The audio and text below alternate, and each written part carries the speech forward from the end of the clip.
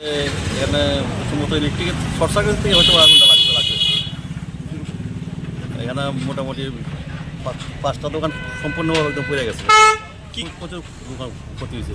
কি দোকান ছিল এখানে একটা দোকান আসলে সন্তোষ সূত্র ধরে, তাই একটা ছিল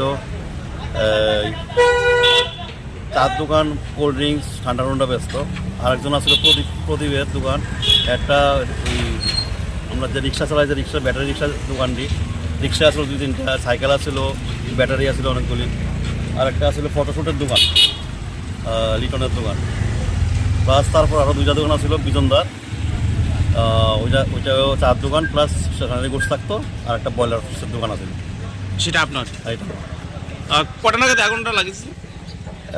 একটা 45 যেমন এমন নাগাদ। এরকম না, এটা মানে ধারণা করা যাচ্ছে যে শর্ট সার্কিট থেকে। কোন জায়গাতে এটা? সলমন কথা আছে উনি গতজনী বাজারে। কটা ইঞ্জিন আইছিল রাত্রে? দুইটা ইঞ্জিন আছে। আগুন নিয়ন্ত্রণ পরে একটা আছে, 3টা আছে। 3টা ইঞ্জিন এসে নিবাইছে না? কেমন ক্ষতি হয়েছে মোটামুটি 5টা দোকানে? ক্ষতি হয়েছে, ভালো ক্ষতি হয়েছে, প্রায় 4-5 লাখ টাকা। তো ওই 4-5 লাখ টাকা অ্যাপ্রক্স।